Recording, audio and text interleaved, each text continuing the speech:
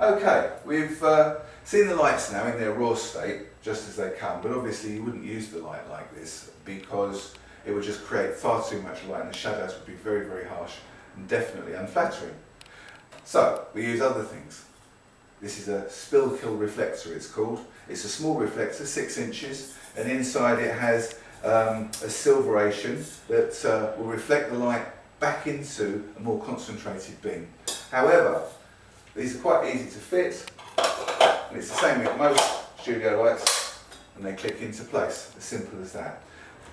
What you will find though, is you'll have the idea, because when you were young you'll remember drawings of men holding torches, that the light comes out like that, but it doesn't. The light comes out like that. So you can't use it to direct the light. All you can do with it is keep it more under control. So it stops the light coming back here, it just makes it go forward. So they're not very often used. They're more likely to be used with something else plugged onto the front of them. But so you know, that's the spill kill reflector.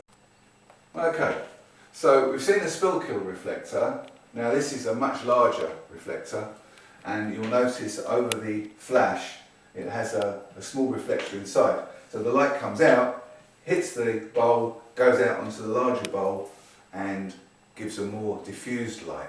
Because what we're trying to achieve is we're trying to achieve a shadowless lighting. So this is called a beauty dish, purely and simply because it supposedly creates a more beautiful light to light your subject, and it creates less shadows. Right, in our continuation to provide a softer shadowless light, the next move we could make is to use a reflective brolly. It's just the brolly like you use in the rain, except obviously it's not made to be used in the rain, it's just in the style of.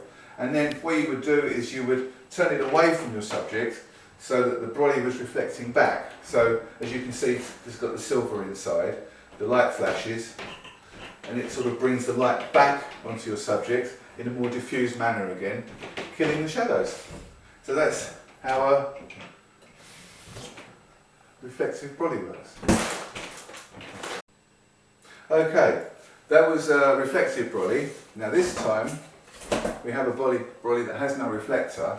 So what we're going to do is place it on the front of the light so that now it's facing your subject, and because the light's got to come through here, it really does get broken up and smashed so that it creates a more diffused lighting again, getting nearer and nearer to stopping the shadows, which of course can be ugly.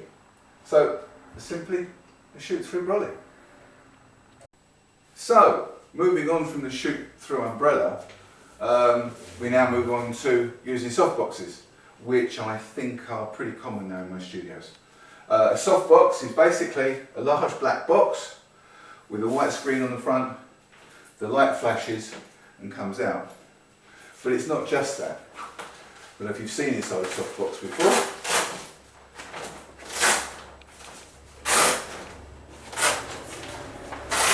It's all about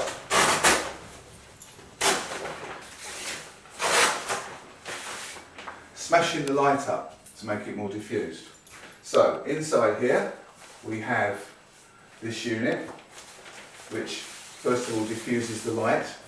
We have the reflector inside like we had on the others that concentrates the light, and then on the front basically we have another white sheet that diffuses the light even more. So we've basically now got to the point where we are creating a soft diffused lighting that we really are going to enjoy and be able to use in the studio for the sort of photography we're going to do. And obviously the bigger the softbox, the softer the lighting is over a larger area. So if you were using a small softbox, as they do make them, then you'll be sort of concentrating more on portraits, and you maybe have to light underneath the model. But using a large softbox like this, you're pretty well lighting the whole area.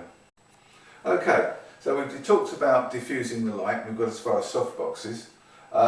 There is one other way, and it's called a honeycomb. Now here we have the beauty dish on the Elinchrom D light. And as you can see, there's this black screen on the front, and the black screen is actually just like a honeycomb, as you can see.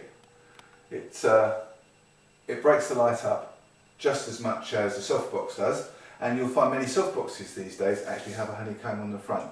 It's all about diffusing the light, as simple as that. That's what everything here does. Okay, and the last thing I want to show you as regards the lights, this is a snoot. Obviously you can see what it does.